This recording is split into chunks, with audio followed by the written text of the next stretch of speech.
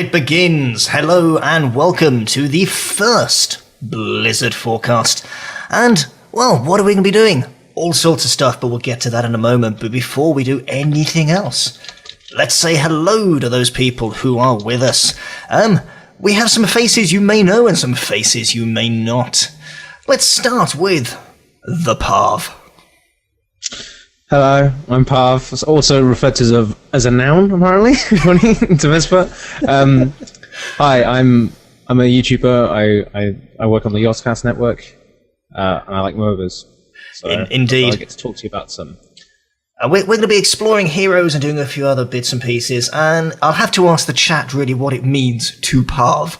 I'm sure they'll have some very interesting suggestions. Please note that was an A in that word. Yeah. But it's not just Parvis who's with us. We've got real Blankspace. Say hello, Blank. Hello. I do a little bit of streaming on Twitch. I'm known as the Viking King. I do a little bit of fun community stuff and like to, raise some dollar bills for charity. And big part of the Healthy Gamer movement on all social platforms. So a little bit there about you go. me. The first person to get their plug-in successfully at the start of the night.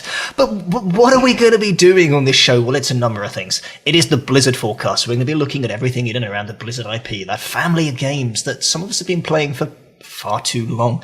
But there's a reason why. And there's so much stuff happening now in the Blizz community. We have heroes. Some of us are lucky enough to be in that tech alpha and we'll be bringing you our thoughts from that. Warlords is on the horizon. Lots and lots of changes there, and some of them might not be the changes people are expecting. But beyond that, HearthStone, of course, those that watch the channel on a regular basis will know all about Top Draw, and Pseudo and Marsh will be here bringing you some wisdom to help you not get crushed quite so horribly as you continue to play Hearthstone. Diablo is, of course, a thing. We can Crusader our way through now. Reaper of Souls has done a ton of good stuff. And last, but by not least, because there's a number of IPs in the Blizzard universe. We have Startcraft, and we'll soon, and probably starting next week, be introducing you to a fun Starcraft personality to help you pick up on how to improve, what's happening in the metagame, and what's happening in the tournaments around the place. But shall we start at the very beginning?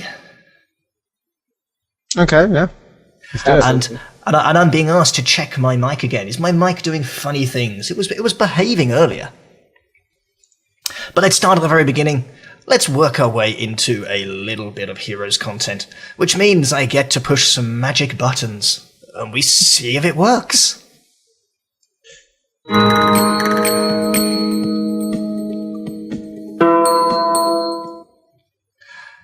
It looks like it worked. We managed to escape. We managed to lose the blank space path. We're safe. Fabulous. Now we're alone. Okay. So, where shall we start? Heroes. It's a thing. There's people playing it. People can stream it, and we've been lucky enough to do so. What do you think of it? Overall, there were certain things I was quite skeptical of when I first read up on Heroes as to things that are traditionally quite different to most mainstream MOBAs now. Things like global XP, not having last hits. And not having gold item or shop. Item buying. Yeah, no item shop as well. So at first, I did find that when I got into it, a lot of things that I thought I was going to hate, actually I could kind of see some value in. It wasn't all as bad. I kind of was a little bit pessimistic about it, to be honest, at first. I think I like the fact that Global XP did something that I didn't realize it would do, and that's that it encourages ganks. You have a lot more space to roam. Now that's an interesting take, because one of the arguments for Global XP is accessibility, team game, camaraderie, less toxicity, encouraging more ganks. Okay, it's not against your own team, but that isn't what I would have expected. You're going to have to elaborate there. Okay, so when you have, if you take a game like League of Legends or Dota, where to receive the XP, your hero has to be next to the kill. It can't be that an allied hero is next to the creep kill in order to get it. You need to keep individuals safe, and you need, even if they're on low health, they have to forgo XP and leave the lane to regen or do whatever they're going to do to sort of like make themselves survive. By having a global XP sort of system, what I found in the pre-alpha games that I've played is that I'm quite happy to just leave another player in that lane. They're going to be collecting XP for me, and I can go do something else. Whereas before, in other MOBAs, I'd be making a concession. I would be losing XP. Okay. So I would be getting comparatively weaker than my teammates by doing it. So you see certain tactics like in Dota 2, there's a lot of what's called roaming support, where you have, say, 3 solo heroes, 1 in each lane, and then you have 2 sort of early game good heroes with good utility spells that get sort of roam between, trying to like screw things up and disturb the lanes. The thing about it is that when you do that in something like Dota 2, it's a very high risk strategy in a way, in that if your supports don't get kills, they don't get any XP, so then they're still left at level 1. They're behind. Whereas in Heroes, you can do those sort of things, and you're still getting the same XP as if you had, say, 2 people in top lane, 2 people in bottom lane, and 1 in the middle. So that's why I found that it was more gank oriented in allowing that mechanic.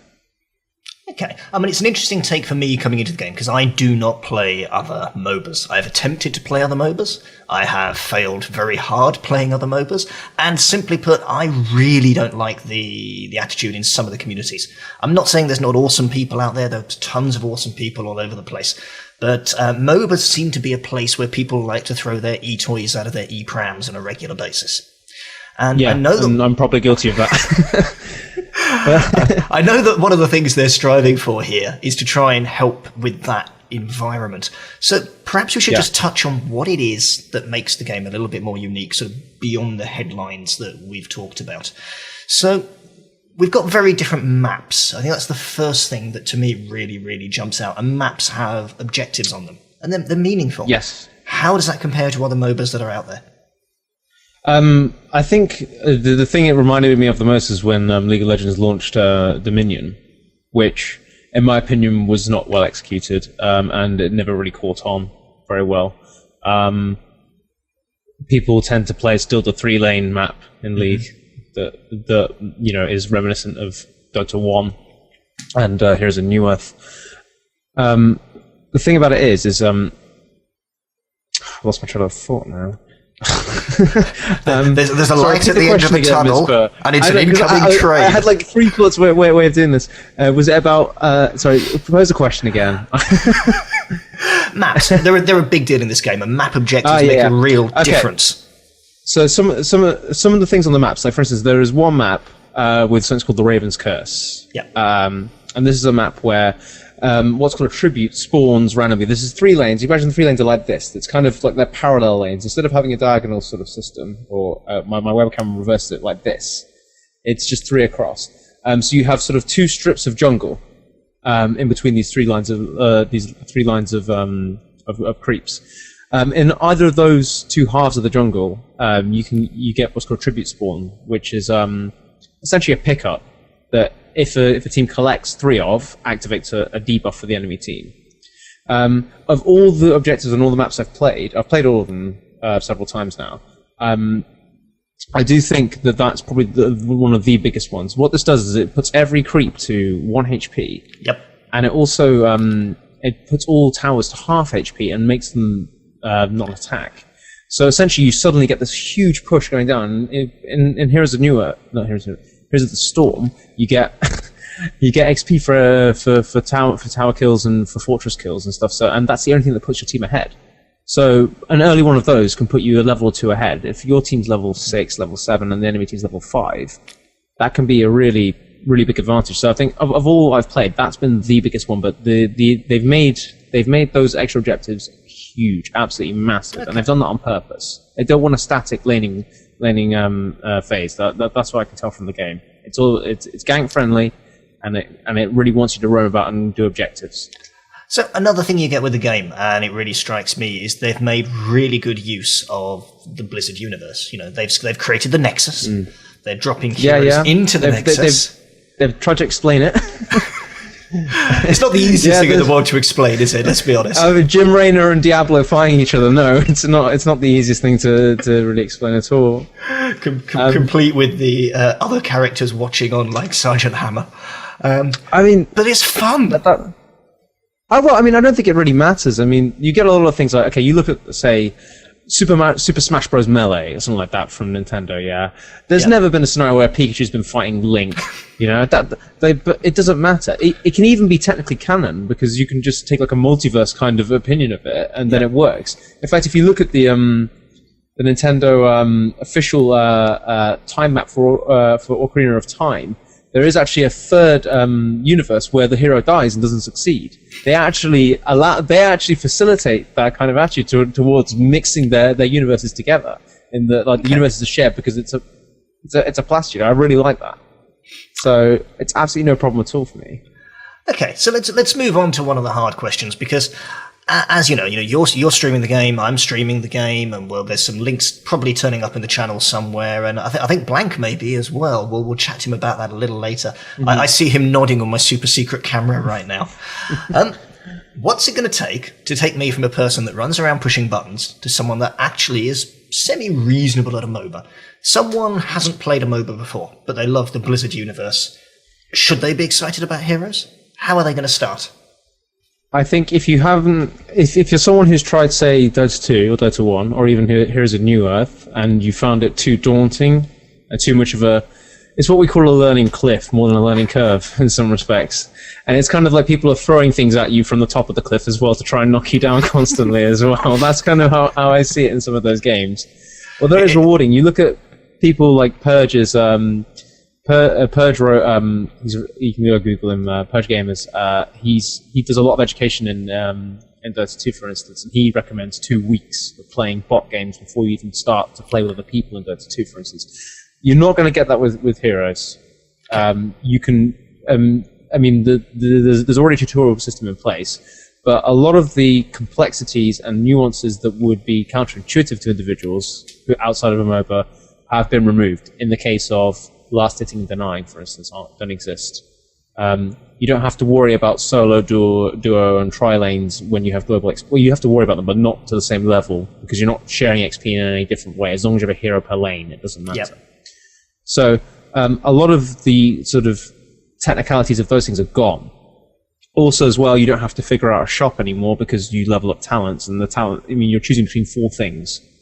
You're not building, of hundreds of items, like sub-items that build into these items and recipes, or disassembling and then making new items from the old ones and selling the old ones and all this stuff like that. That's all gone. So, it is a very good MOBA for someone who's not played a MOBA before.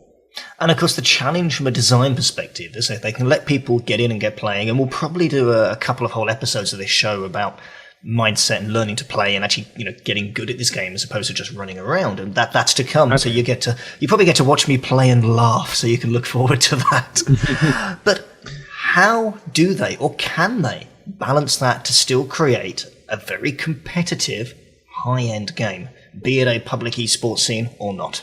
Is it doable? Can you have both? I think it's a question of degree. Take a Blizzard game like Starcraft 2, for instance, and compare that to HearthStone. Is there the same depth of meta? Is there the same depth of creativity available? No. That's a very extreme example, because you have one where you have, the potential positioning is infinite, and one where, you can't move the cards around, you can't do these other things really. Complexity allows for innovation. So if you have extra factors that you can control and concessions and advantages that can be taken, yes, you do get a more rich meta, I think. So by removing things like last hit and denying, and removing things like having to share XP in different lanes into that, you will see, in some ways, the game will be more solved, I think. Especially as you have less items to build and things like that. There are going to be scenarios where people are going to go, okay, here's a hero, you get a choice between like 4 talents at the beginning, this one is most efficient, maybe if you go this one, there may be 2 or 3 trees that you explore in the end as being highly efficient things. So, in the end, it will be competitive, but I don't think it'll be competitive to the likes of, say, Dota 2 and the International, things like that. But then again, people are on a learning curve where they've been playing for 10 years and they're still learning vast amounts about that game. Yeah. And essentially, not that much has changed.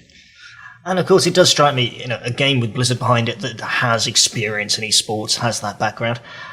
If they want to make something of it, I kind of inclined to think they probably will. To what degree they can balance it to make it, hyper competitive remains to be seen.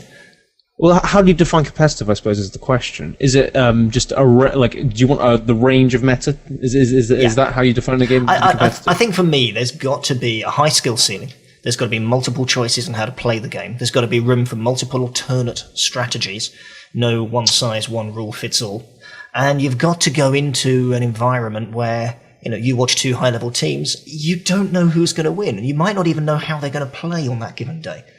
That's the beauty of the Starcraft scene to me. Well, I mean, with Starcraft, the way I see Starcraft is, and I used to play a lot, and I used to be reasonable at the game. Now, my sort of knowledge may be out of date, but you start with a very sort of open build, and you sort of branch out from branch to branch, like making a decision based on assessing your opponent all the time.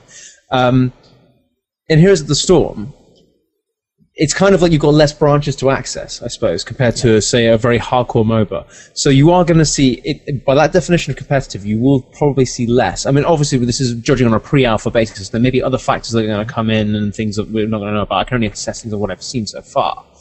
But it does seem that it's going to be, to make something friendly to new players, you can't overly complicate things because it's just too overwhelming, and that's the main barrier to entry with most MOBAs anyway. So I think what we're talking about is two things that are almost at odds with each other. And where's that middle ground? Well, we have yet to see. I mean, it depends. Because I don't know what innovation is going to come out. Maybe there'll be some great players out there that come up with things that I never thought was even possible in this game from what I've seen of it already. So how do we really know? We don't. No. That's the point. But my prediction and feeling on it is that the game is more solvable than other MOBAs that are currently big and competitive at the moment, and therefore the meta will be slightly tighter. Well, we'll have to wait and see. I mean, we do know at PAX, I was lucky enough to do an interview with the guys that's on the website, and we know there is a lot more coming. We know there are more maps, we know there are more characters, we know there's potentially a lot more, and I'm quite sure they've got some other surprises up their sleeves as well. Whether they work or not, we have to get our hands on them, but I can't wait to play Murky. That's the one that I'm waiting to get my hands on, because then my death count doesn't matter. No, of course. Well, I mean, one thing I'd like to point out is that I kind of see Heroes of the Storm as analogous to, say, if I was someone who played a lot of... I don't know how complicated Magic the Gathering is when you get to very high levels. But if you look at Magic the Gathering compared to HearthStone, and there's a lot less barrier to entry in HearthStone. You can have a pretty good game pretty easily in HearthStone. I kind of see Heroes of the Storm as being a kind of similar kind of market to, say, Dota 2 or League or anything like that. It follows the accessibility mantra.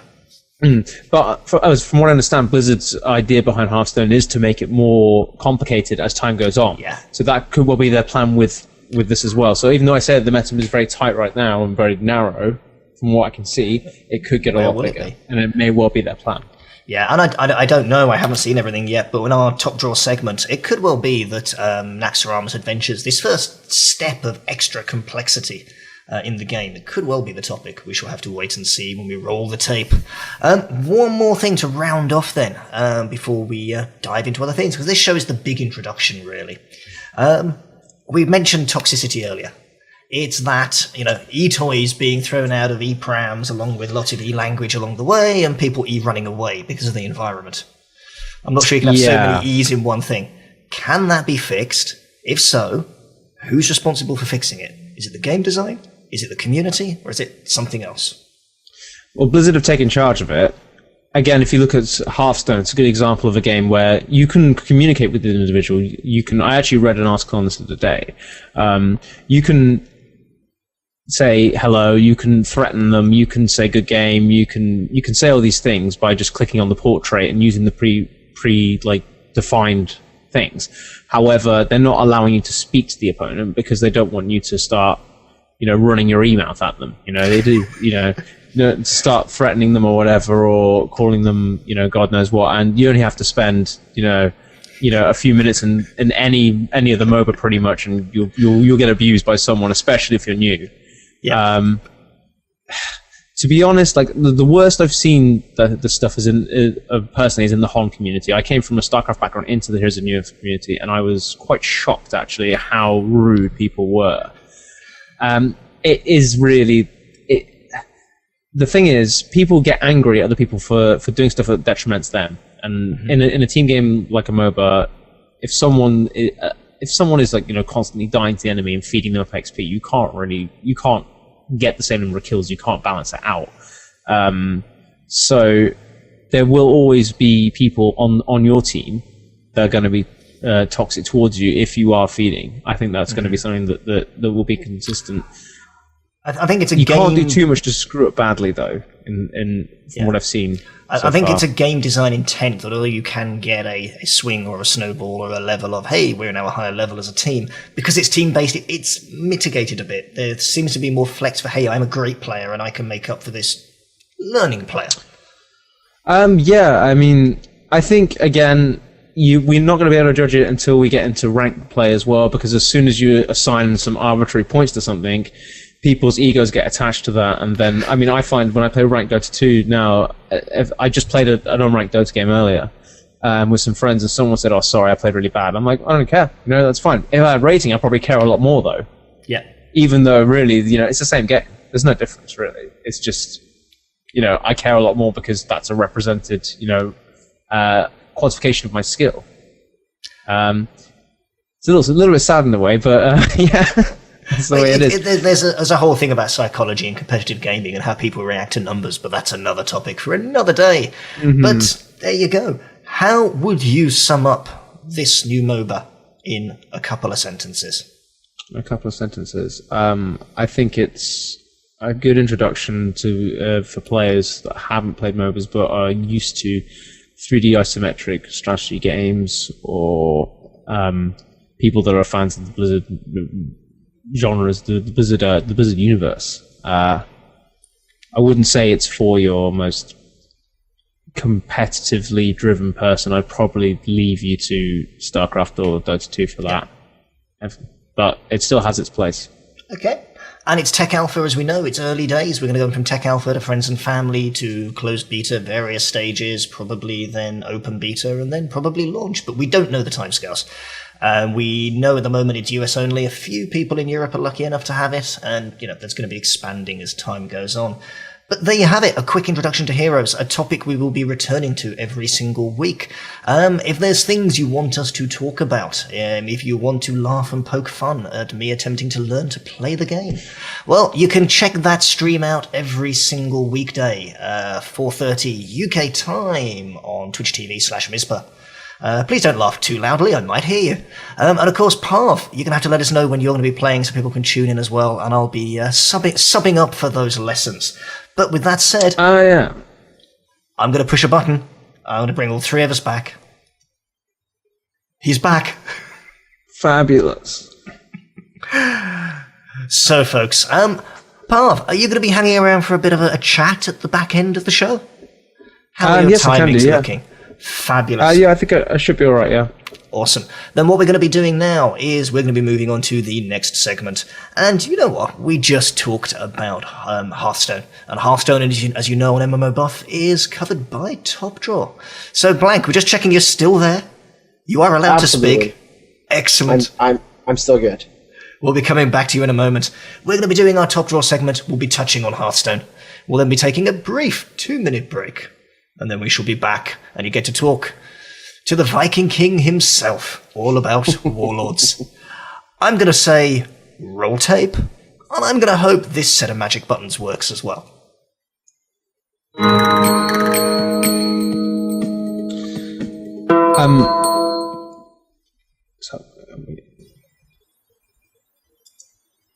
Hello, everybody. It is Pseudo, and welcome to the Top Draw segment of the Blizzard Forecast. This is a sort of segment of Oh, I'm another muted show now. that we have running here on MMOBuff.TV called Top Draw, which you can actually see there as I point to it above our heads. I am joined by the omnipotent, the amazing, the illustrious, the elusive Australian Dr. Marshmallows. G'day, mate. Could you just I don't exaggerate like that that anymore? No, put a shrimp on the barbie. So funny. But yes, Drop bears. you really want people to just look up drop bears, don't you? I really do. Right. Anyway, so my name is Pseudo, and I am one of the hosts on MMOBuff.TV, and Top Draw is our show all about online TCGs, SCGs, and CCGs, which is trading cards and card games, which obviously means we discuss Hearthstone. In fact, we just wrapped up in our previous episodes, we covered every single hero, their abilities, the types of decks that they have, and we've discussed the goods, the bads, and the uglies. Now, all of that was on every Wednesday previously, but obviously that's changing with the Blizzard forecast being here. Instead, Top Draw is going to be moving to Saturdays at 8 p.m. British time. Check your local listings for schedules, because time zones are serious business.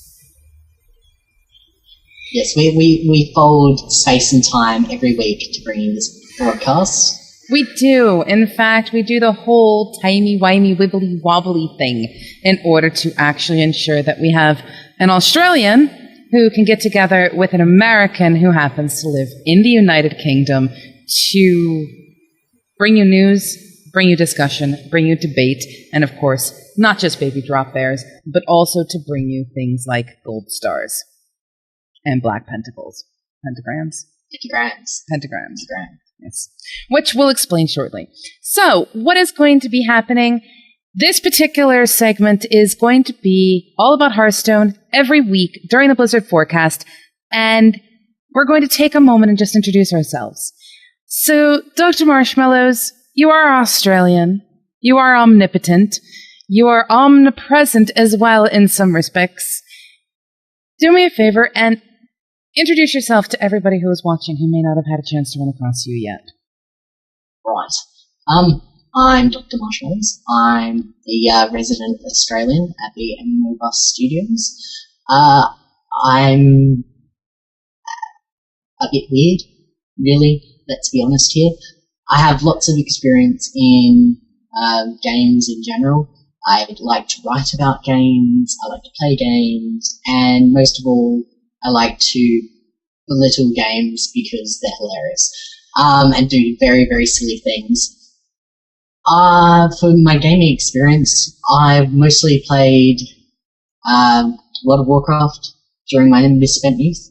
I rated very high level with a lot of very prominent guilds during my time, and have a few world firsts and a couple of top 10 US and top 10 world rating achievements, I suppose you can call them. Accolades! In a very broad spectrum of things. Accolades, that's the one.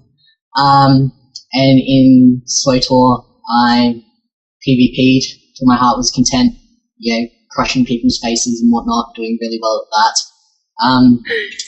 So I have both PvE and PvP experience in MMOs, general games I play a lot of, but what we're really interested in is my TCG experience and my CCG experience, which is a long and sordid history. Sorted. Yes, sorted. And there are some stories I could tell that would make people really, really hate me, but we won't go into that. I was a judge for a little bit. Enough said, really. Gosh! TCGs, it mostly comes down to Magic the Gathering. I've dabbled in Pokemon and Yu-Gi-Oh! A little, as well as just about anything we've played on Top Draw.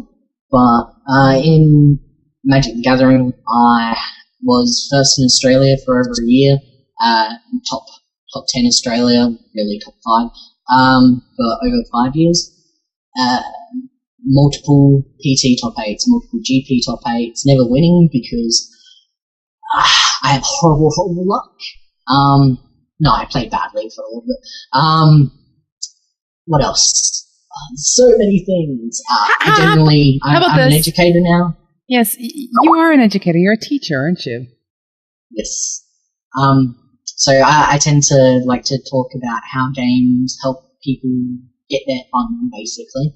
And the way I get my fun is learning about how you get your fun and helping you get your fun. And that's really my position here. It's analysing what makes a game fun, how they're doing it well, and how they're not doing it so well. Absolutely. Whereas I myself, I am Pseudo. I have no accolades of that nature under my belt. I instead am what is known as more of a casual CCG player, although I am a raider when it comes to MMOs. And I love me my first-person shooters and my third-person shooters, and I just love gaming in general. But I also love to discuss gaming, and one of the things that I thrive on is figuring out ways to lower the barrier to entry, as well as develop really strong communities. So for me, I don't have the accolades under my belt of world first and things like that. Instead, I have things like the Monday show here on MMOBuff, where I get to bat my head up against Mizpah, who is stubborn, just as stubborn as I am about our opinions when it comes to games. Then my Tuesday show, The Campfire, all about anything to do with communities and things like that. And then, of course, Friday shows that we have on the Cosmotronic. But in general, my claim to fame is probably the fact that I refuse to give up until I get it right. I am known as the juvenile of Top Draw. I am working so hard to become the apprentice to Dr. Marshmallow in the online TCG world. As a player of TCGs, though, I have my first experiences sitting in a comic book store, trying to figure out why my red deck wasn't doing so well, then trying to figure out why my black deck didn't do so well, and then trying to figure out why when I combined them, things seemed to get worse. Yeah, the lessons we learn. And I'm just going to say it, bloody sliver decks. Anyway. Yes, so for me, my experiences tend to be about getting together with friends and, testing my mettle against AI in an online arena, but also trying to learn and improve. And I get to do the fun thing, which is ask the really silly questions that most people are afraid to ask of someone who is skilled to learn. Because TCGs tend to have such a low barrier to entry, high barrier to entry, because it's kind of kill or be killed because of the nature of the style of game, dueling. I mean, even two-headed giants. In one of our episodes, we did learn that even in two-headed giants, Dr. Marshmallow's trolls, which is... Every opportunity, ladies and gentlemen, at every opportunity. Exactly. But yes, so what we'll be discussing on this show are news that is coming out about HearthStone. We'll be talking about tournaments. We'll be discussing metagame strategies and analysis. And we will, of course, be discussing various things, such as what's gotten Marsh all musy. I say musy because Marsh sometimes gets a bee in his bonnet, and he just needs to let that bee out. And we'll be doing that through this. We'll basically my soapbox. Yes, you have a soapbox. You're a horrible enabler. I am. But the thing is, I challenge your soapbox, so it's not like you get away with just being a ranty person. That's the thing. We don't just rant. We really debate things out, and we do challenge each other, which is good. Cheesy smile. We'll also be deconstructing various decks, deck ideas, how we can make things work, how we can make things, or why things don't work. So if you have a particular card that you want us to look at building a deck around, for example, Marsh and I sat down once and I went, I really just want a fun deck that allows me to be successful. I'm not looking to be in the top 18 of the world, but I want to have fun, be competitive, and occasionally, once every 30 cards, although, statistically it doesn't quite work out that way, but once every 30 cards, I want to pull out the Elite Tauren Chieftain. And we built a deck around that concept. So the concept with this is if you have something that you would like us to review, let us know. Voice at MMOBuff.TV. We will also be looking at me trying to make my way up to rank 1 in the ladder. Yeah, that's gonna be an experiment. Apparently, I'm going to be put into the spotlight really badly. It's going to be great because I'm learning things. And yeah, what better way to do it than just by playing? Yay, going for rank 1. I'm so excited. And yes, I am I'm perfectly okay with everyone laughing at me because I have been known to drop cards out of order repeatedly, game after game after game. I lose gold stars for that. I really, really do. But so we're going to try to see if we can't get me into rank 1 on the ladder. We will be looking at how to do arena, how to make good choices. When you're presented with 3 cards, how do you know what card to pick? It's going to be the best one for you.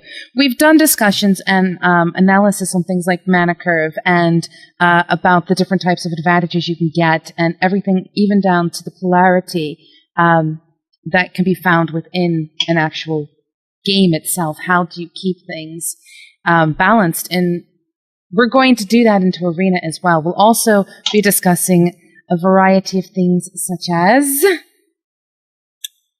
people sending us their decks, sending us their gameplay footage, letting us critique them, or hopefully learning. Because we're not here to sit here and go, hey, you got that deck wrong, you're a loser. We're not like that. What we want to make certain is that if you're not getting something, why? Did you have the same problem I had, which was a misconception about a card or the text? Was that because the text was written poorly, or it just didn't register in your brain that even though it says this, the meta text actually means this? And these are things that we want to make certain people have available, because then you yourself have the ability to do things like get into tournaments. Do you like that little segue? That's a very, very subtle, very, very subtle bit. All right. So the big news this week is that HearthStone, there is going to be a World Championship. Blizzard is commissioning a World Championship tournament at BlizzCon this year, and it will include the 4 different regions, which is the Americas, Europe, China, and Korea/Taiwan. Each will have 4 representatives, and they will play in a elimination round until we get a winner. Yay!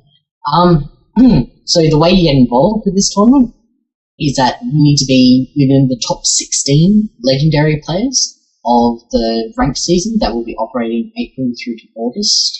And as a reminder, rank season is constructed decks, not arena.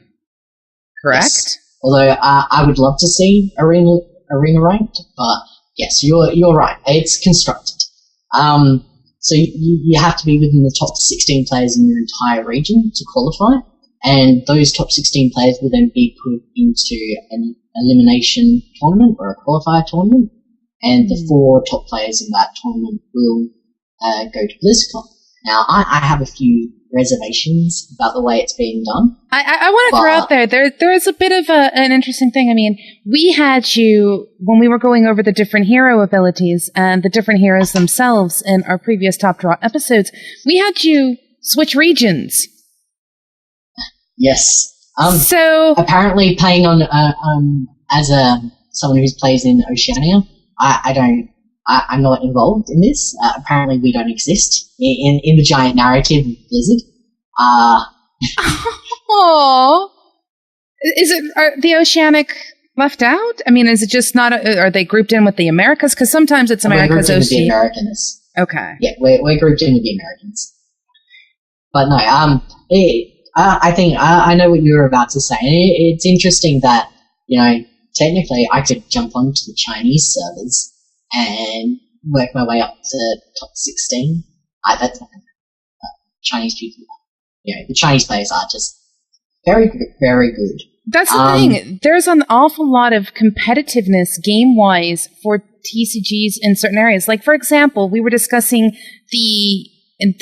I don't mean to derail us off of Hearthstone, but we were discussing earlier about how there's not as many online TCG players in Australia as there is, say, at, a local comic book shop just down the street from where I live here in the United Kingdom. I mean, the viability of availability and the skill sets. Hey.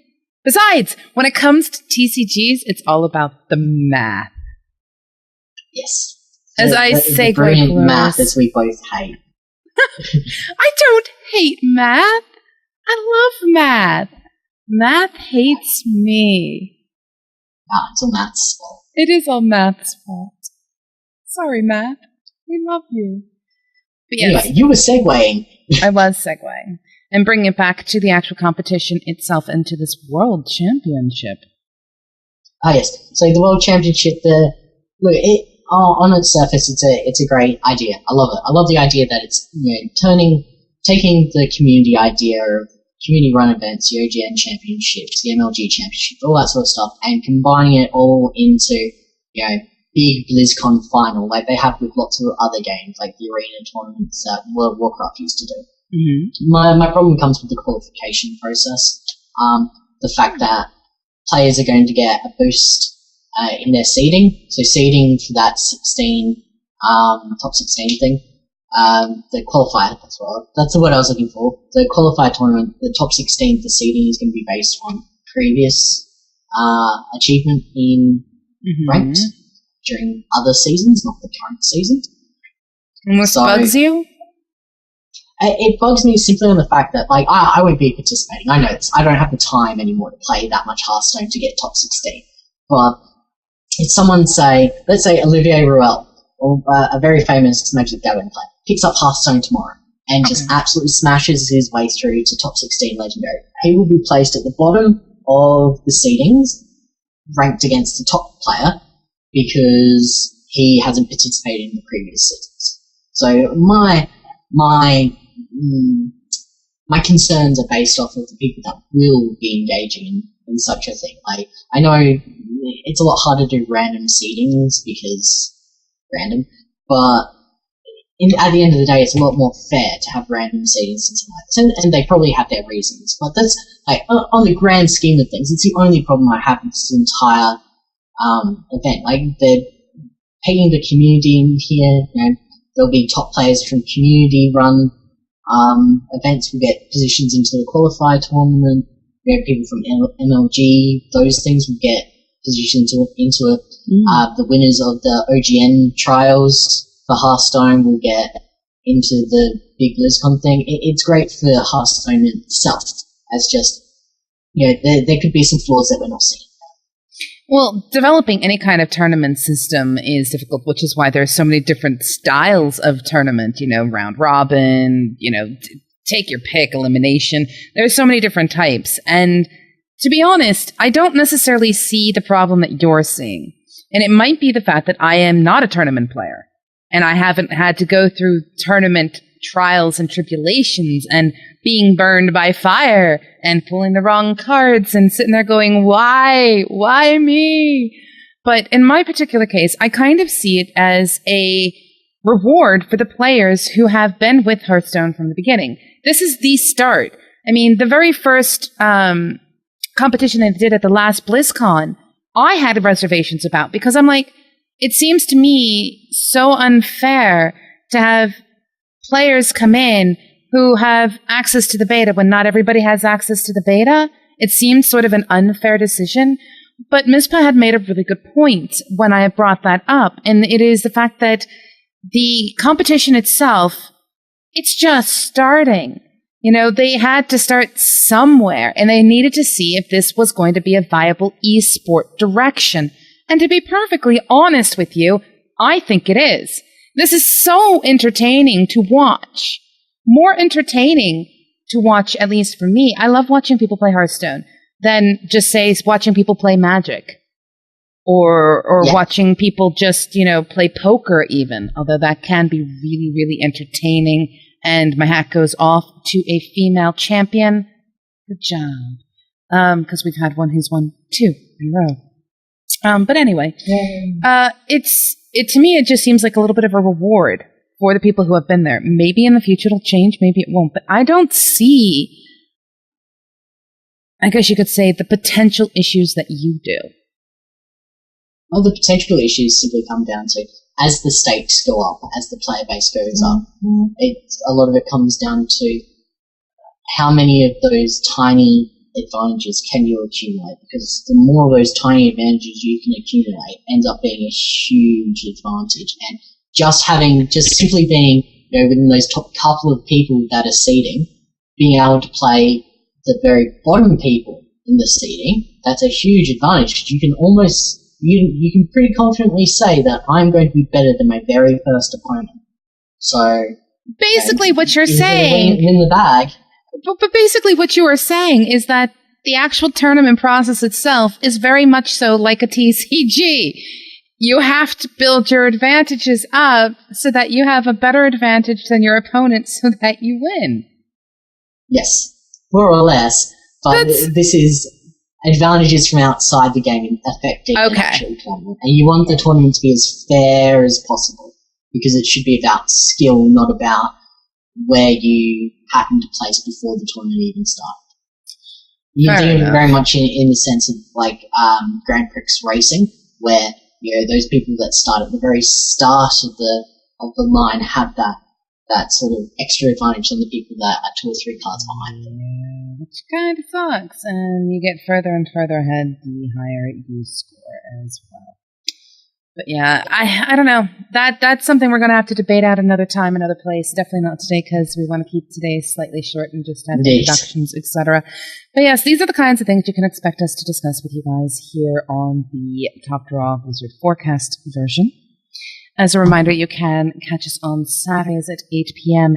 Not this week, though, because this week we're taking a small break to let everyone settle into the Blizzard Forecast. It's next week that we're going to be starting the actual discussions, and we will be available at 8 p.m.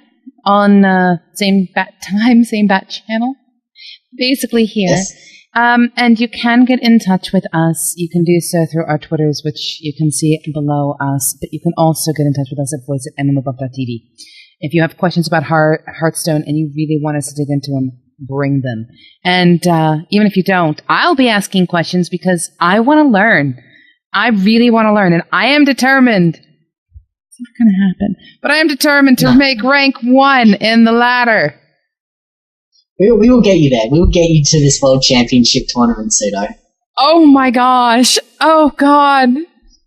You're going to go to BlizzCon. You're not even going to have to buy a ticket. They're going to send you to BlizzCon. They'll send me to BlizzCon. I'll show up, and there will be a whole bunch of people there with penguins raising them up to support me. And penguins is a reference to a previous show of our Top Draw episodes, in case you want to go back and look at them. But yes.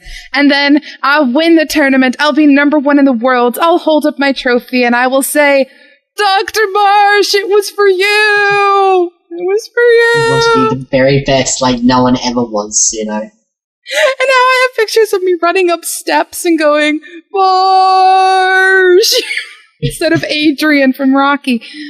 And in case you haven't noticed, we are just that little bit insane.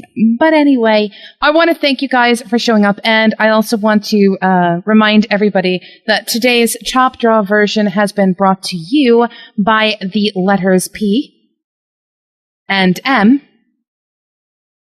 and by the card Hex. Because remember, if you want to transform a minion into a 0/1 frog with a taunt, you only need 3 mana. Toodle pip.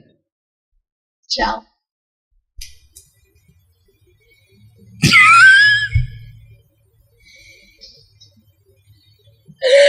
Yeah, so that happened.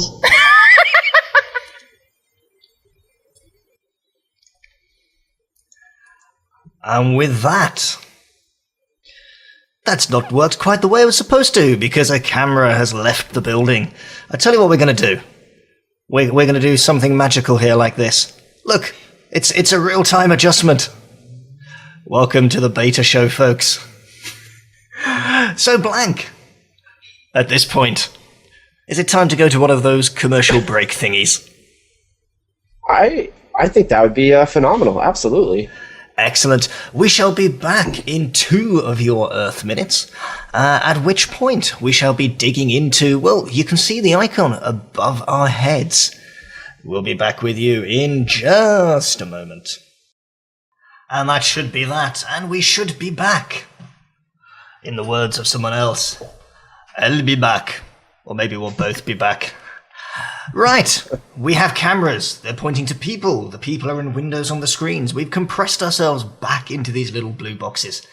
And the reason we've done so, Monsieur Blank, is we can talk about the next chapter in the saga that is World of Warcraft, specifically Warlords of Draenor. It's a big, big topic. It is. It's a little daunting. I was like, how do I make an introductory where I melt this down so it's not like a couple of sentences, but you get like that. You get enough meat on the bones. You're like, I'll be back again soon. There's a lot of stuff that they're changing, and how do you want to approach this? You want to kind of melt it down for us, Blank. Get melting. Right. So first of all, for those of you who've followed, World of Warcraft, their last expansion was it was industry standard, but they continued along the same lines that they have been since Wrath of the Lich King. Warlords is very different. I'm not quite sure, if the marketing folks and the EP said it's time to adjust some stuff, but we got a lot of really cool stuff to tell you about. Some numbers are getting bigger, other ones are going to get crunched. First of all, we have the level cap. Oh yeah, it's a great idea. And it must have taken them some time and probably some new tech to be able to do so. They brought the level cap up to 100. Now, one of the cool things that they're allowing folks to do is you get to boost one character to level 90. This is per expansion, so and it's not confirmed yet, but more than likely it may be possible to have 2 or 3 accounts, boost a couple guys to 90, and trade them all over onto one account. I do know some folks that have done things like that with Recruit Defend in the past, so that may be a possibility for those of you really trying to, you have the extra dollar bills, get yourself a couple of quick 90s. It is a new version of an old world, so we're seeing a lot of things being reskinned and updated. So this is going to be Draenor. We have updated player character models and improved models just in general. It was time to kind of spruce things up around the house. Some of those cobwebs are kind of, with these new MMOs coming out, especially, from the eastern side of the world, they are realistic and very shiny and pretty to look at. I think, it was about time to spruce them up. And well, let's break it back to brass tacks. So there's people that have been in the Warcraft universe for a long time, and the game has metamorphosized over time. I mean, the times that I spent far too many hours running around was probably in a similar era to yourself. Back in Vanilla and Kata, my background is raiding, your background is raiding. Yeah. And the game changed over time, and for certain audiences and certain people, the game became more and more attractive. To others, the game perhaps became a little less attractive. And they seem to have started to go around a little bit of full circle now, and they're bringing back some gameplay elements perhaps we haven't had recently, but used to have in the past, in terms of difficulty and challenge and group content, perhaps.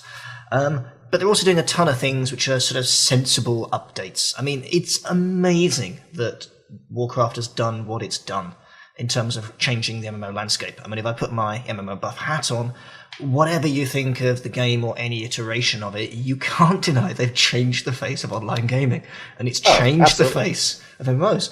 It wasn't the first MMO, but it was the first one to grab the universal consciousness and say, hey, this is a thing. You can do this. Yeah. You don't have to sit in a basement to be allowed to do this. And many, many, many people took up the challenge. But what have we got as headline changes? You just touched on visuals. We have new models. They showed them at BlizzCon. Yeah. And they're very shiny indeed. It was good to see an updated Hunter. What are the other headlines for you that you've seen? One more big one. Excuse me, I'm sorry. And it's along with this quality of life. They've made a lot of adjustments. This one, if I was going to, catalog them, they're doing an upgrade to other things that people are drawn to, other games that they've lost, attrition to. So you're able to build and upgrade your own garrison. This is character-specific housing. Yep. Players love to have that place in the world that they can call and own. It's quite specific as well in the way that it works. And again, we've seen the preview of it.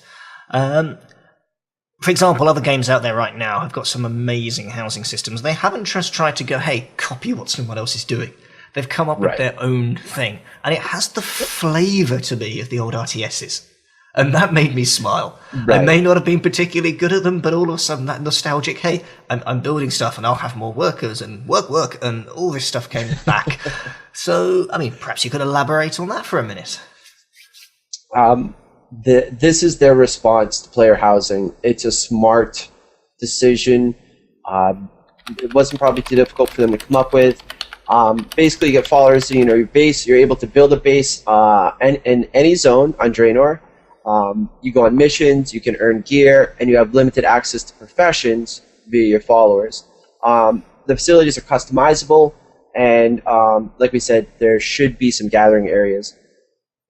Garrisons can be moved after being created. Now, this is what a lot of people like. There will be a sub-area to show off monuments and trophies. People like that, along with their, look at my achievements, look at this.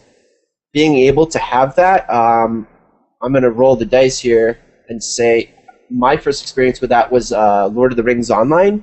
Mm-hmm. With my house, when it was like, I just caught this really cool thing, and then I got to put it on my wall, and I was like, hey, who wants to come over to my house and see this? People like to have that aesthetic, and it's not just your armor. Longest time to work out what to do with that dead badger in that game.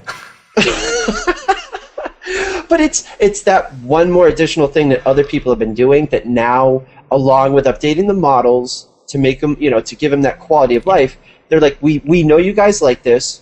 We're gonna bring it in, and it really is Blizzard listening and seeing what's going on around them and adjusting for that. Okay. And just another one here, like quality of life, account-wide heirlooms and toys and tabards. They've made mention they're not going to take up bag space. A lot of people are very their inventory is important to them. Being able to adjust it, sorting your inventory is a big deal, and they said, you know what? It's something that you probably had an add-on for years. Magnum. We're gonna exactly. One big bag or whatever. Now they're saying we see what this is in design. We gave you these extra toys. Now we're going to give you a place to put them, and it's not going to be in your inventory because design-wise, they don't need to be there anymore. Yeah, I still remember when they introduced the key ring. What an amazing thing that was, not to have all these keys in your bags. Oh, no. Especially for those of you that, who raided, who did the dungeons. You just had this huge bunch of keys and nowhere to put them. That was terrible. I totally forgot about that. So you just said that. I remember the keys. Hey, who's got the key to Ubers? Or oh my goodness.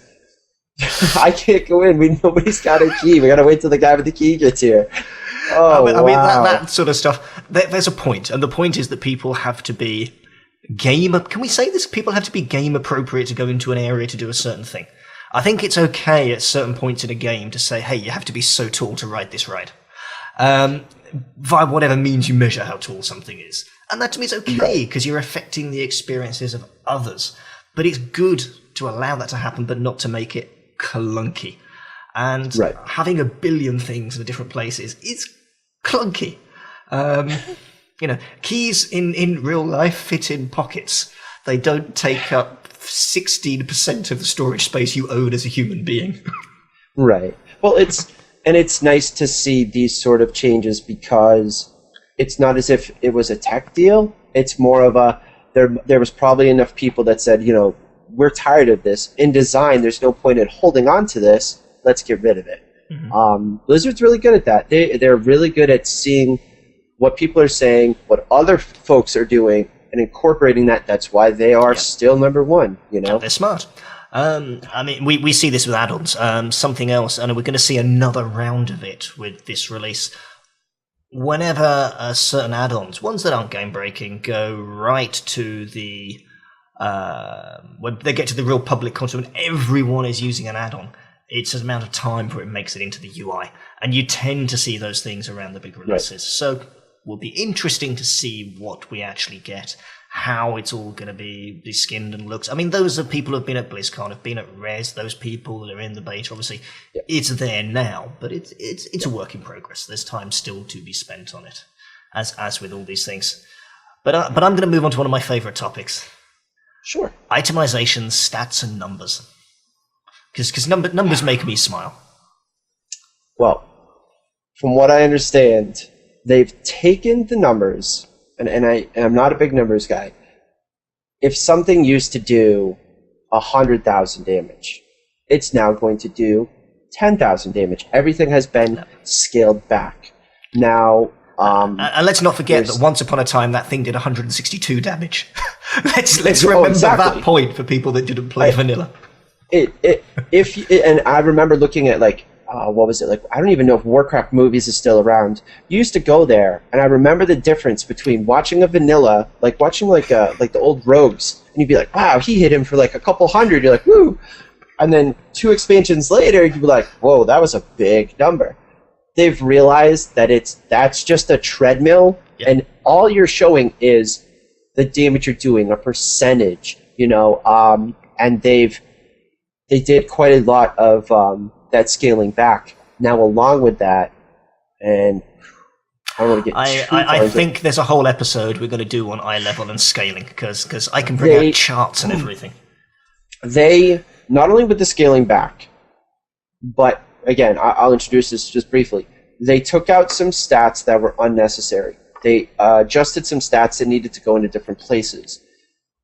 This has been for a very long time. There are some theory crafters who are very, very happy. Not that they made the game easier, but when you design something and you're expecting it to work a certain way, and it kind of works, and then eventually you're like, I'm not getting the desired result. Now they've kind of trimmed the fat, and they've made things a little bit more homogenized, so things make more sense. Expertise and things were viable for some classes as a way of distributing stat from a design intent perspective, but it had so many repercussions elsewhere, and lots of players just went, ugh, we don't like this stuff. But you had to deal with it, and it just meant people just went to automatemystats.com or whatever the flavor of the week website was, and just got a build and typed it in, and it didn't become very, very meaningful. The game was a spreadsheet. It was, I need 6.3% to hit. I need this much expertise, and then I filled in those with everything else. And they kind of realized you can still be the top tier and not have to track all of that. We can make this a little more simple. But I got a couple more. We got some PvP here. We got some zone information. Then I'll dig into raids. How's that sound? That sounds good. So I'm going to start off from one thing, and I'm going to ask what the impact is on PvP. Now, there's a technical term here which I'm not going to recall. Let's see if you can bring it to mind. But this is to do with the change in mechanics they've made to dots. So what we used to do all the time was to say, hey, let's get all our stats up super high. Let's start the dot at the last moment.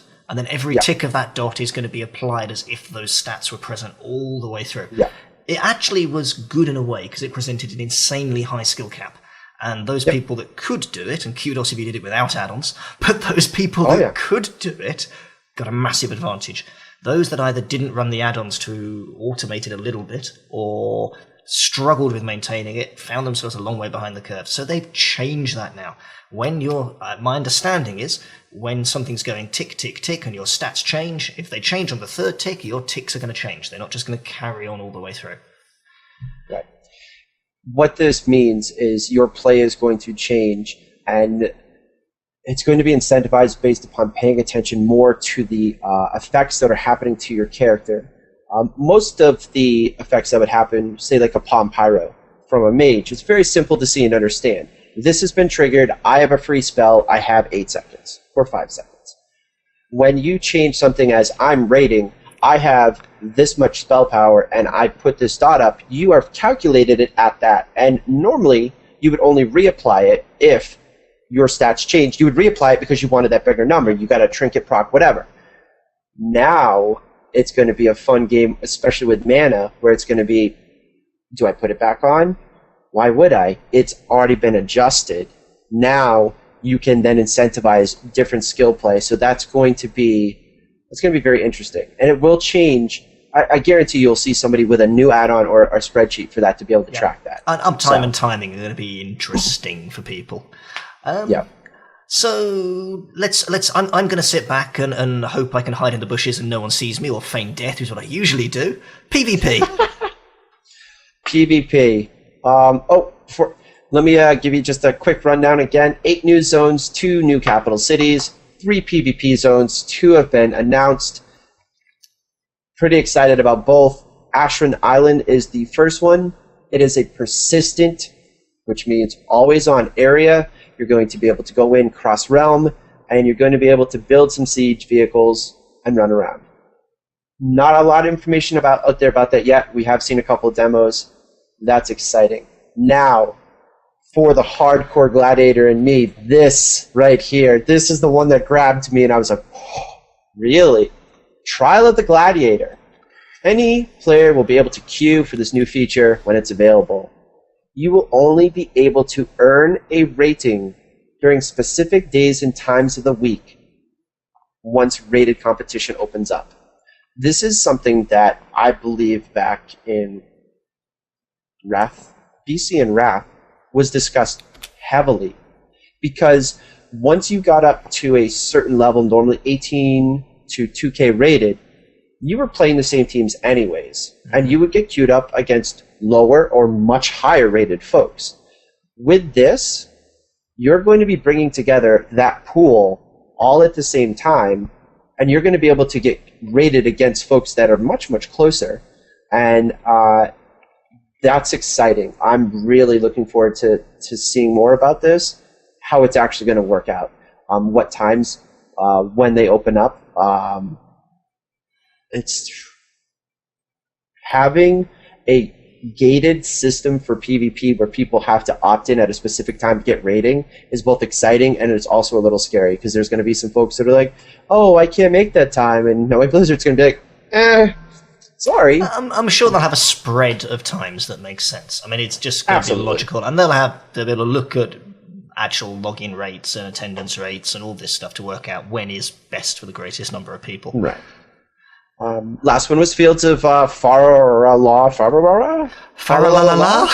We're going to go with that. This is anyway, commonly known as Netherstorm, and there's no information yet, folks. When I find out, I'll let you know. It's confirmed as a later patch content, so they're probably building it now.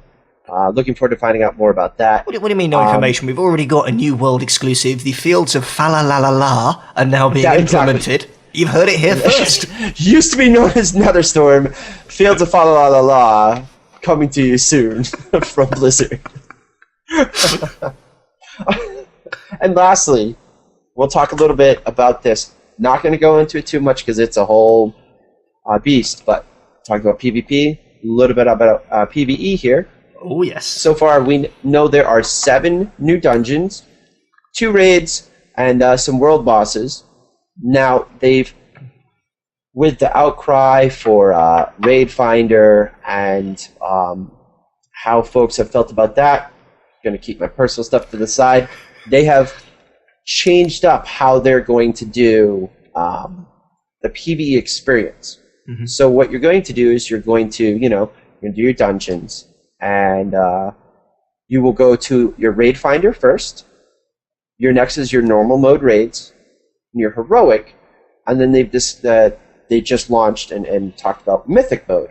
Mythic mode is the new level of raid difficulty. It's coming up for Warlords. It's going to be harder than heroic, and it's going to be a 20-person fixed group raid. Yes, I'm almost sad it's 20 people, but I like all the rest of the concepts around it. I mean, nothing to me. I have to be convinced that anything's going to be better than 40-man raiding. I mean, the running around in Nax and AQ40, they were, for me, they were the peak and the zenith of the game. But I like the design choices, the design direction, and the intent. Whether or not it could scale back up in the current era to 40-man, well, other games are trying it at the moment, and we shall quickly see how that takes off in the community. But it looks like interesting times for raiding. It should be interesting. They've adjusted their mentality here.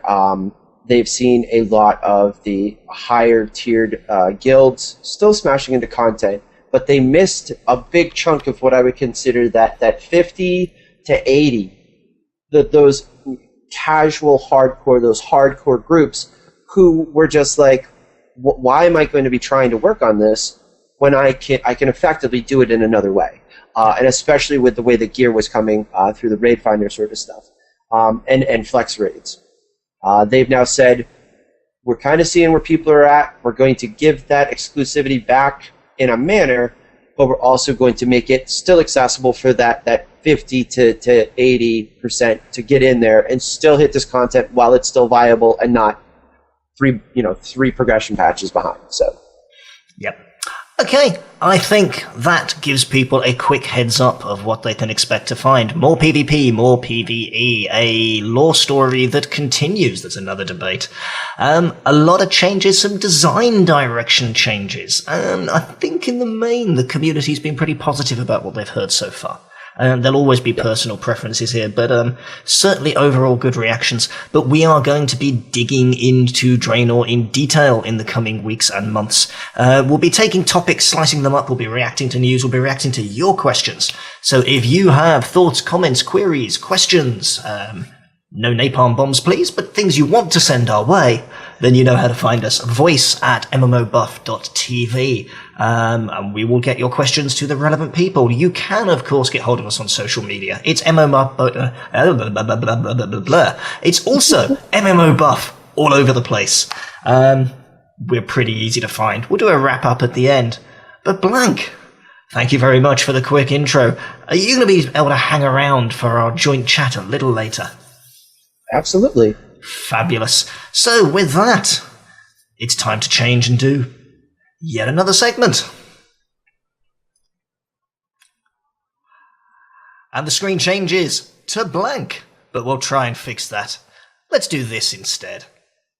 Folks, this is Mizpah for MMOBuff.TV, but as usual, it's not just myself. Things would be boring if that was the case. We have someone rather special with us. Alex, perhaps you'd like to say hello and introduce yourself a little to people, because, of course, we haven't had the backdrop. That might give people a clue what we're all about. Sure, I'm Alex Mayberry. I work for Blizzard Entertainment. I'm lead game producer on Diablo 3, and I'm here today to talk about our new expansion, Reaper of Souls. So people hear terms like game producer bandied around, and I'm sure everyone's played fantasy I want to be a game developer in their heads at some point. But it doesn't necessarily mean they understand the role of a producer. Sure. Perhaps you could take us through that briefly. Well, I oversee the development of Diablo 3, and so I work with all the designers and programmers and artists and everyone at the company that has to do work to develop a game like this and get it into a box and put it out on the store shelves. So, I look at timetables and schedules, and I help prioritize work, and I help make sure we have the right resources, and I work with all the different groups to make sure all those pieces come together. The developers spend a lot of time with their heads down working on their piece of the game. They need somebody who's kind of looking at the big picture, and that's what I do. Okay. So your job, you could say, is to take the helicopter view and bring everything together and get something there at the right point in time. Yes. Okay. What say does that give you, for example, in design direction choices? As a producer, I don't really, it's funny because I do have a design background. I don't direct design. That's not my job. We have a game director, that's Joshua Scara. We have a whole team of designers. My job as a producer is to make sure that they can do their jobs. So I really don't give design direction. I'll give design feedback. I'll give my input. I will help them test and play, and sometimes I'll roll my sleeves up and do some work for them. But really, they're all capable designers, and my job is to make sure that they can do their job. Okay. With something like such a large project, it's not a 5-minute create and output process. Years of work go into this. Now, obviously, we had the announcement at Gamescom initially, but where does the work start internally? What's the whole timeline look like? Oh, it's really hard to. It's not a linear process. At Blizzard, we have an iterative design approach where really it starts with a vision. But then we take that vision and kind of boil it down to what's the simplest, quickest thing we can do. It doesn't have to look pretty. It doesn't even have to run very well. But we want to get it onto the screen so that we can then start to get a feel. Does it feel right? Does it feel like something we want to now put real time into? And if our initial findings are, this feels like it has promise, then we'll say, well, what's the next layer do we put on that? And we keep doing this iteration until we get something that we are really happy with, or until we reach a point where we say, this isn't going to work at all, and then we'll scrap that. So it's part of my job is to help decipher how long we think something's going to take, but then to also kind of predict, well, how much are we going to iterate on this, and how much time do I need to allow for exploration and research and development? So I will plan out an initial timeline, but I know that the second I plan that out, next week it's going to change, and it will change every day until the point that we ship the game. And so we have to be very agile in the way we approach things, and roll with changes and be able to adapt to new vision that comes in or change old visions that don't work. Okay. I mean, you talk about adapting to visions now. Obviously, with the Diablo franchise, we've seen changes. We've seen Loot 2. We've seen more changes. And of course, they're going to boil right the way through. We change how you access gear in a game. It changes the risk-reward cycle. It changes how people approach the game. Yes. When these sorts of changes come into play, how do you suddenly go, well, I'm going to roll with all this new information that's going to throw all of our plan somewhere else? At the end of the day, it's about what's right for the game. So if our game director has a grand idea that he thinks is critical for the game and that all of our players are going to love, then I have no problems with changing the plan. It's the right reason to change the plan. So we sit down and go, okay, well, what's it going to take to do this? And we figure that out, and then we get the resources we need and we put it into action. It sounds to me like herding cats would be a far easier job. Yes, trying to schedule the unknown. It's controlled chaos to a certain degree, and I think it's part of the creative process. We're not developing aircraft parts that go along an assembly line, right? Sometimes something is wrong because it doesn't feel right, or it doesn't have the right vibe. It's it is chaos to a degree, but it's part of the creative process, and we have to allow for our team to explore down roads that they may not continue down, and allow them the ability to come back and say, yeah, that didn't work. Let's do something different. And even within the team itself, there are different motivations. Artists are trying to make things beautiful. Programmers are trying to make things run. Designers are trying to make them fun. And all these people have to come together and make it all work in spite of their own motivations that might be competing. And yet it's that sort of creative conflict that happens that the end result ends up being more than the sum of its parts. So as a producer, I have to account for that and allow for people to come together and be passionate and be disagreeable, and together they sort of find the fun, right? And so we have to make that part of the process. So there's people out there who've been excited by this franchise forever. They've been hanging on to every single morsel of information as it emerges. But there's going to be people looking at the game now saying, hey, what's this thing? What's it all about? So there's some people that are coming back to Sanctuary. They know the world, they've seen Diablo, and they know what's happening next, and they're wondering quite what is happening with the primary evil. But to others, it's a big question mark. How would you introduce the game to someone in that very sort of small, controlled introduction? One of the beautiful things about the Diablo franchise is it has a simple elegance to it in its approachability. When I have sat people down who aren't game players at all and said, hey, try this out. I want to watch how a non-gamer plays this. I did this with my wife when we were launching D3 a couple of years ago. And it was fun to sort of watch her not being a gamer at all, sit there and play. And there were things that, sat there taking notes. Like, oh, she totally missed that thing, or she didn't even care about that thing. We should look at that, right?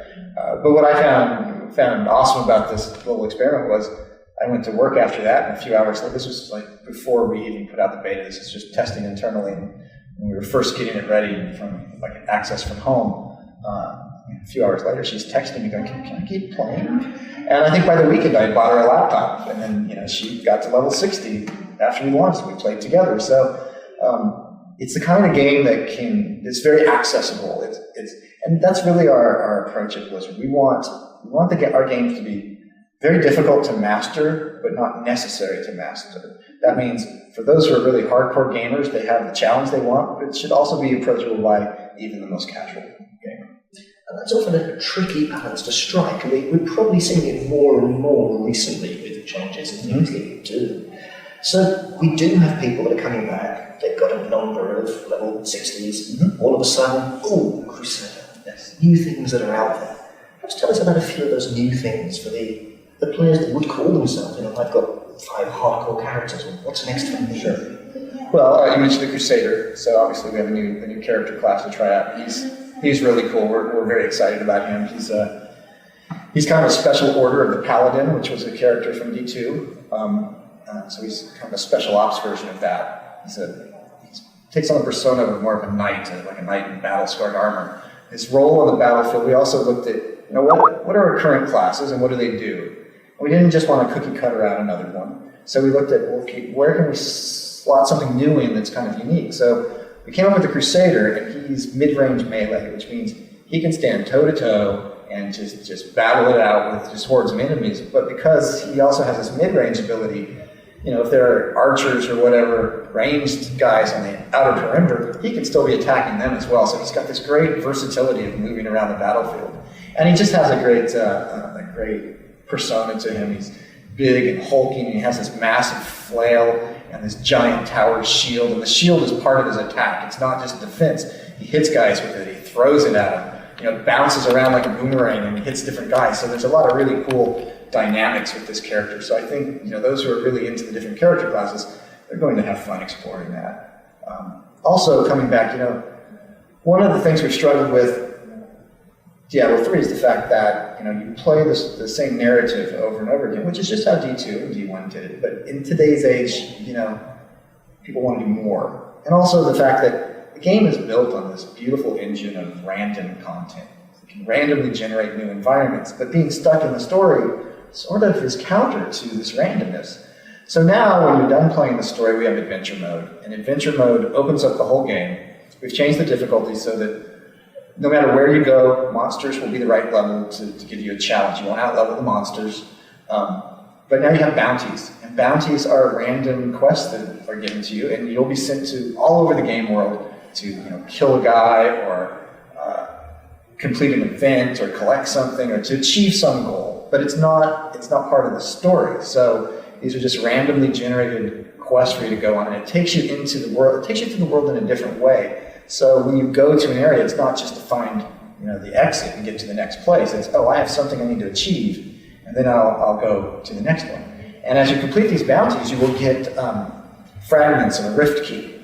And after you get 5 fragments, you can complete a rift key, which you'll take it to a guy, and he'll open up a portal.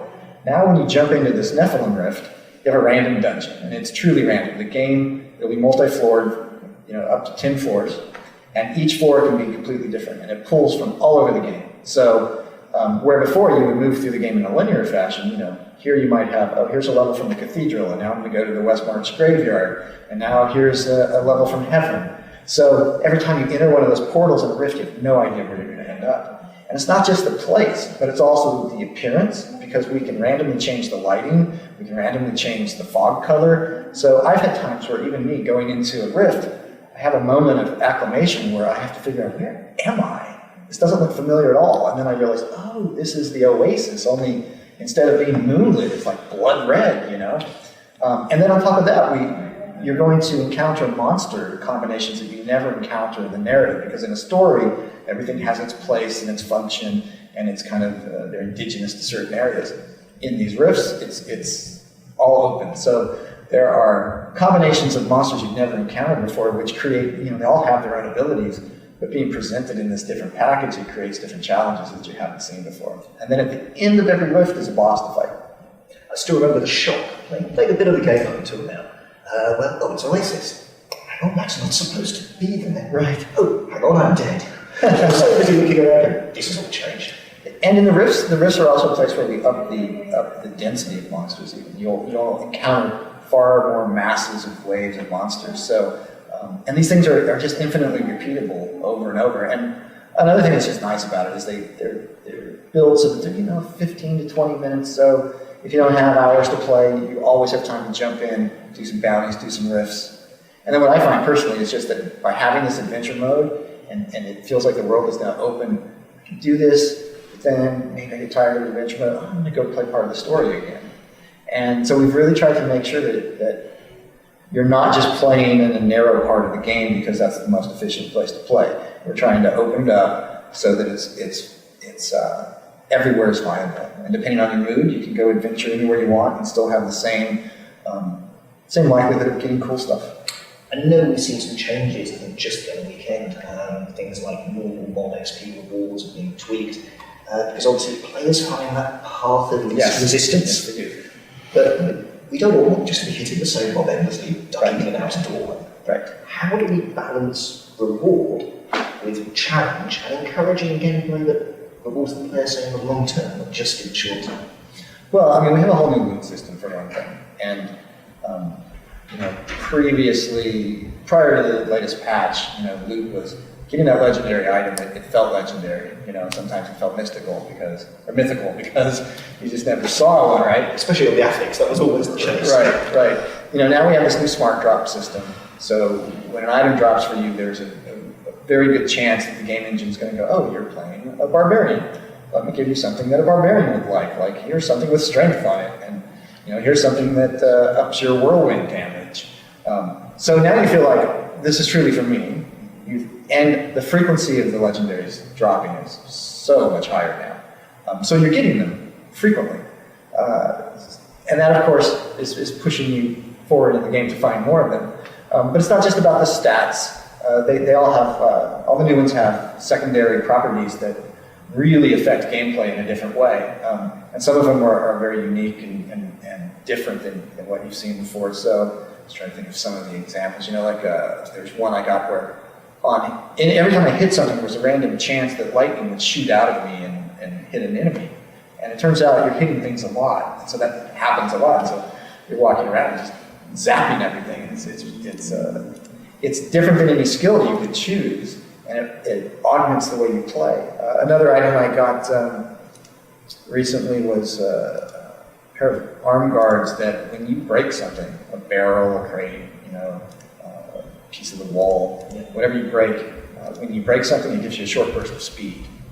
Now, if you combine that with a skill like an Ice Storm or with a pair of like Firewalker boots that just cause everything to break around you, well, now you're running all over the place, and so you're much faster in battle. So we've put a lot of effort into coming up with these cool new properties that have a lot of synergy with your skills and a lot of synergy with the way you interact with the world. And as you combine these items together, you suddenly are playing the game in a very different way than you would have previously. So we're really excited about that too.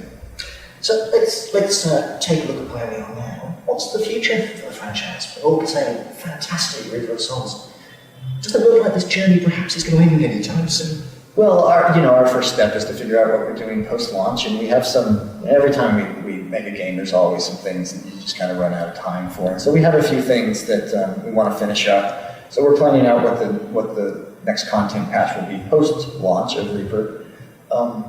But beyond that point, what we really want to do is take a little bit of time to observe and listen to the community and see what people are saying and see what people would like to see next.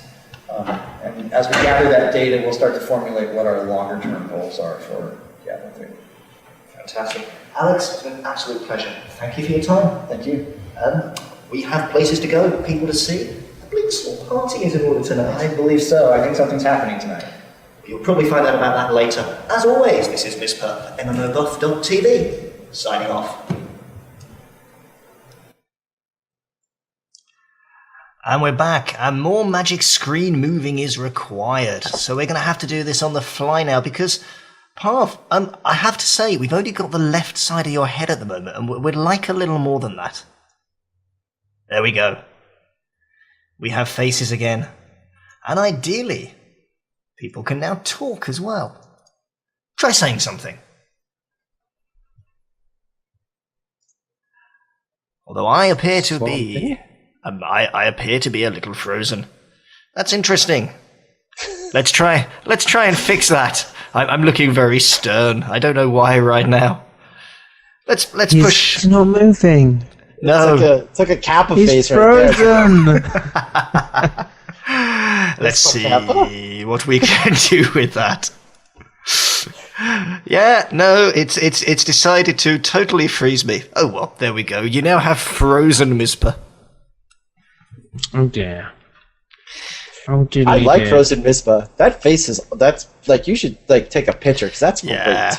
It's a good job. You look at the camera when it came out, at least, so it's not, it's not like you're like, yeah, you like get your finger, you're like, nobody can see me now. It's actually frozen on the inbound physical camera stream, so there's nothing I can do with this without resetting the whole call. So hey, I'm afraid unless I can do this. Will this work? No. Work. There we go. Professional. It is. It's not going to work. I tell you what we're going to do is we're going to do this. There we go. That's a better screen. People might get a little confused, but hey, we don't have a frozen person stuck in the middle. So this is the point where we try and have a little bit of a catch-up. And Rating Hyperion likes the freeze face. Ebon Leaf and MMOBuff are finding it quite amusing as well. Oh dear. So Parv, you're now me. How does it feel? I kind of the same. I don't know what, like, am I supposed to get your phenomenal internalization of reality? Is like, do I see red like you see red now? Is that what it is? We're getting very deep here if we're now talking about the internalization of reality. Well, can we do discards next? Yeah, sure, why not? So, Blizzard family, there's a ton of stuff. There's so many things happening at the moment, and the one thing we didn't really touch on was Starcraft. And we're gonna roll out our Starcraft expert in the coming days and weeks, and they've got some world champs coming up and all sorts. But of everything that's happening across the whole of the franchise and the IP, what's exciting you the most, Parv?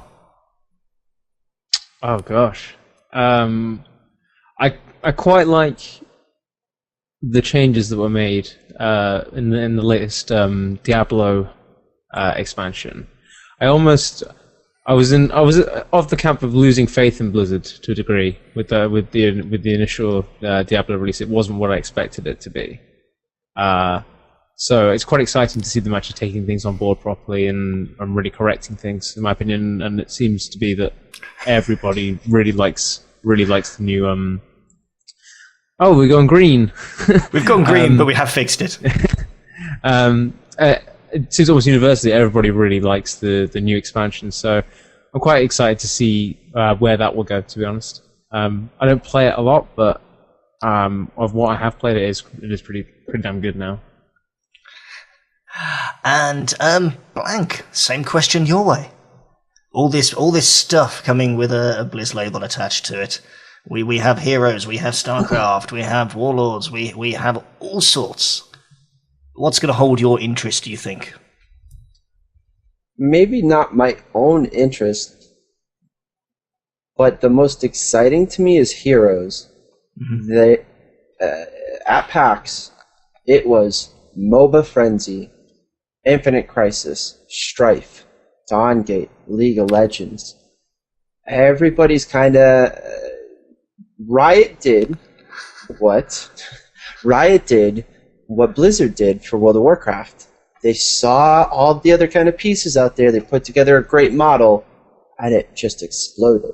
Everyone else is trying to not emulate, but find their own place, because not everybody likes League of Legends. Heroes is a very different take on a very, very strong brand. Mm-hmm. You know, if you don't know all of them, you know some of the characters. Yep. Anybody, you can take, and this is the best part, you can take anybody off the street, as Parv was saying, and just be like, hey, stand in the back, you're going to get XP, come with us when this little thing goes bing on the map, and then the rest of it will kind of get you as you go. Yep. The ground floor is very low, and the IP and brand is very strong. So there is a lot of potential there. So that, to me, is very exciting. Yeah. And a moment, this just made me chuckle. It's a little tiny touch in that game, but it's just surprising to have the level of polish in an early alpha. Don't get me wrong, there's a lot of things that need fixing at the moment in there. It is an alpha. But I'm playing Draenor. It's my personal preference now of all the characters I've played.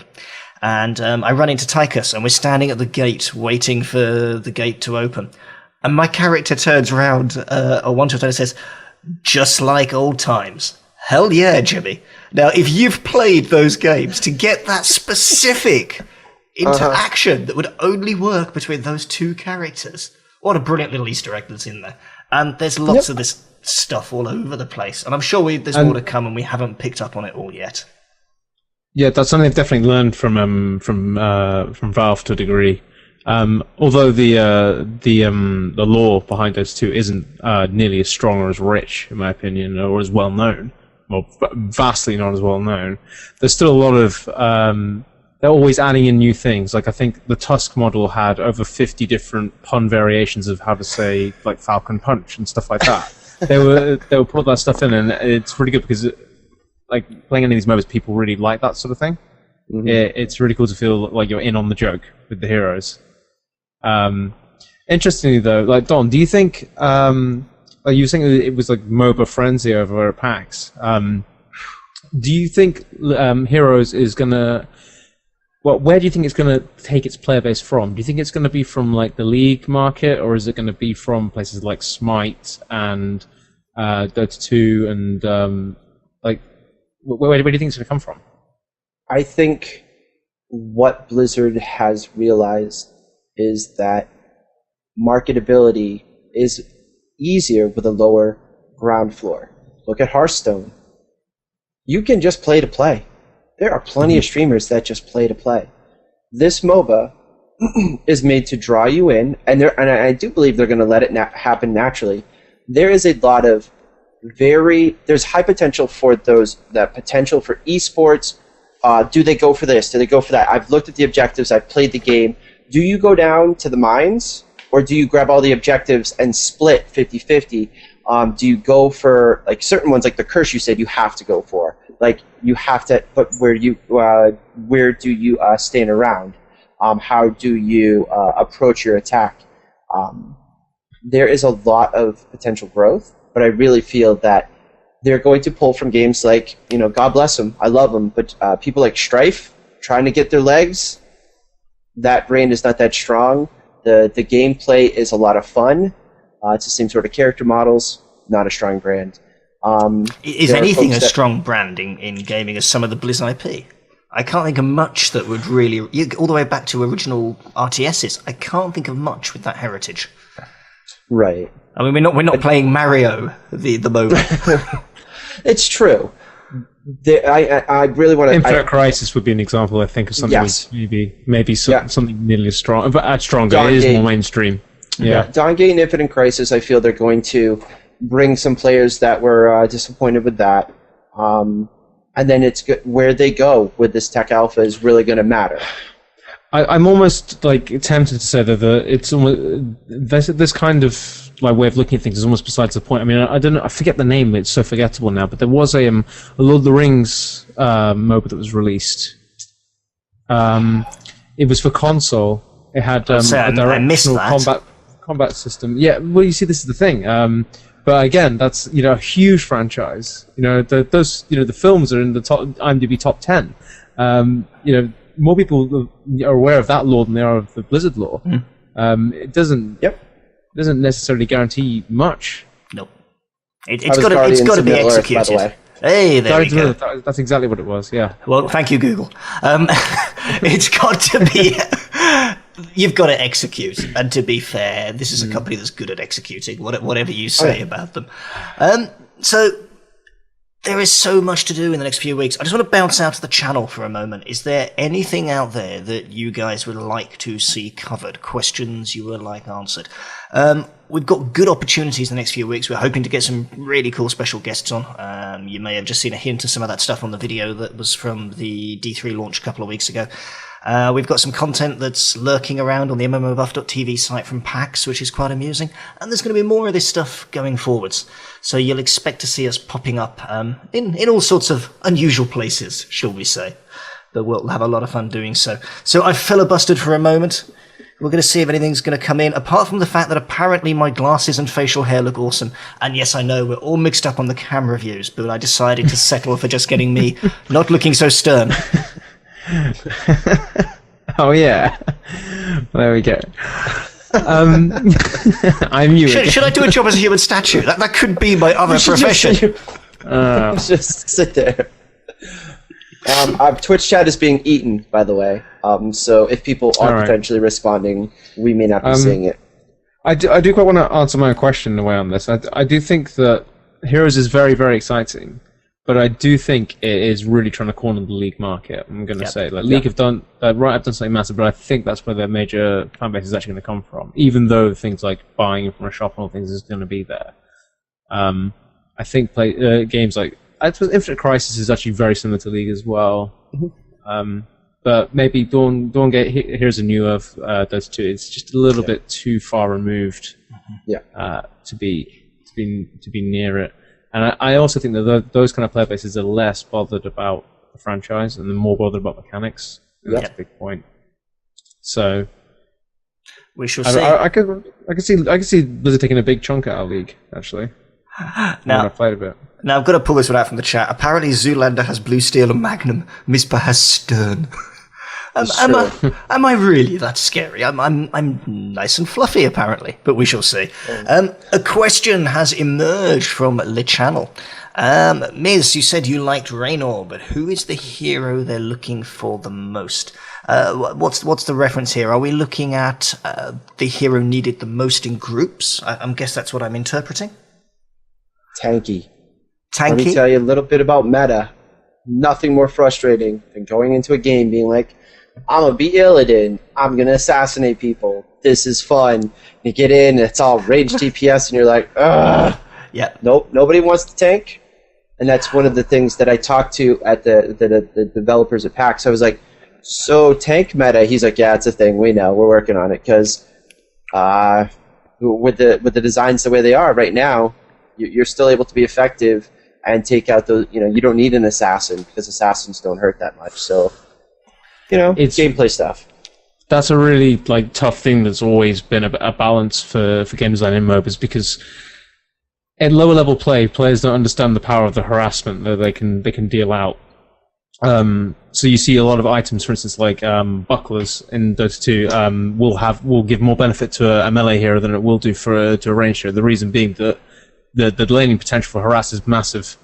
I found when I played things like Stitches and stuff in Heroes of the Storm, people just they don't understand how much they're letting you get away with. Once people start to learn to zone, I think the tank meta will probably go away a bit. I know tank meta is massive in League, for instance, still, and they've tried to keep it that way. But in the end, if you don't have something that can take aggro, if you don't have something that forces a hero to attack you, you're not really a tank. You're a meat shield. There's a difference. So, we'll have to see. But we shall see. I've really enjoyed playing Stitches. I saw your 16-0 game. That was quite amusing. I mean, building him, I've just started going all offensive build. Increasing the smash, adding a stun to it, everything. Just try and get a kill out as fast as possible. Because if you can eliminate a player fast, your health counts for more anyway. I didn't get on with Stitches as much as I've got on with a couple of the range characters. I mean, we've had a 33-4 and a 17-0, I think, on Draenor. But as soon as I switch to a melee character, those stats just tumble. I mean, once a hunter, always a hunter, I think is going to be the mantra. But the good thing about the mechanics is that because they're not asking you to the last hit, you don't have to come all the way up to the creep wave to make sure you get that XP so you don't get denied, or make sure that you get that gold. So it is less daunting to transition from being used to ranged carries or ranged supports to melee heroes, which is really nice actually, because I don't like melee heroes in a lot of games because of it. We probably ought to do a whole piece on one of the shows about explaining the different roles, because they're slightly different here with specialists, if I understand things correctly. And you can elaborate on that and educate me. Well, I mean, without the game developing enough to see how far these things can carry and stuff in proper organized team games, it's very difficult to actually see what a cohesive team would do in the game, because the alpha's so small and fragmented at the moment. So in the end, you'll share XP and you'll get the XP the same. So everyone kind of plays the same role in the end. Everyone's roles linked together. You can't invest in one hero like you could in League or something like that. I keep talking about other games, but I have nothing else to compare it to. It's a good reference point, and people will be comparing. But of course, Heroes is just one part of the Blizzard family. We have Warlords coming up. We have a ton of other things. But I think it's time for your closing statements of the day. So this is a segment you knew nothing about that I'm throwing at you randomly from left field. Because I do stuff like that, because it's fun. So, your closing statement of the day. I can see that Blank has just caught one. What thought would you like to leave us with? Would like to say that there's a lot of exciting stuff happening. I like to watch how development companies pay attention to the entire community, to gamers, and make adjustments. Some of them are based on the marketing side, some of them are based on needs and wants and their own, ability to push people around into where they'd like them. We might lose some people here, but we can potentially retain them here, whether it's the boxes that they sell or the incentives from a exclusive collector's edition. So lots of exciting stuff coming up in the show. We're going to be talking about it, so we hope to see you folks back here in the next coming weeks. Indeed. Parv, your closing thoughts. In the time that you've been watching this, you probably could have played like 2 or 3 games of something. So, all I'm saying is like, you could have done a few arena matches, or maybe you're playing HearthStone while you're playing this. Well, I don't really have a point, I guess. All I'm saying is that like, we like playing games, and if you watch this, then we get to talk about playing games even more, which would be great. So I think you should all, if you're watching this on YouTube or whatever, I think you should definitely sub and follow and listen to our conjecture instead of actually enjoying the experience of the game. You should be doing this. This is what you should be doing. And hopefully enjoy yourself in the process as well. So, I guess this is the time for the first wrap-up. This has been the Beta Show. This is why I now apparently look like Parvis, and Parvis apparently looks like me. I apologise, Parv, but we'll iron out that gremlin for next time. To those of you who have been here and lurking all the way through, we thank you. We hope you enjoyed yourself. This is MMOBuff.TV, and you've been watching the first Blizzard forecast. Of course, you can find things on this channel every single night of the week. You'll have more Pseudo and Marshmallow on Tuesday. Well, Pseudo, Tuesdays, Campfire. It's a show. I think you're on it, Blank. I sure am, yep. Wednesdays is, of course, now the Blizzard forecast, and you'll see more of us trio and more going forwards. Thursdays, we have some streaming going on, and Fridays is Cosmotronic. It's our Wildstar show. Saturday, soon, we have some more Top Drawer, and, well, we all get a day off on Sunday as well. So this is where it's at. Keep your eyes on the channel, keep your eyes on the website, continue to have fun, and as always, this is Mizpah, signing out.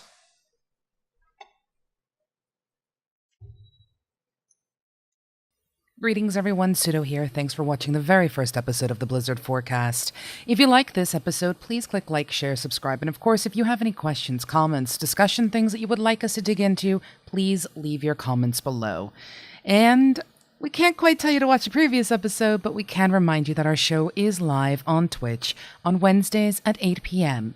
on twitch.tv/MMOBuff. Look forward to speaking with you, look forward to hearing from you, and of course, we look forward to engaging in discourse with you. Toodle pip.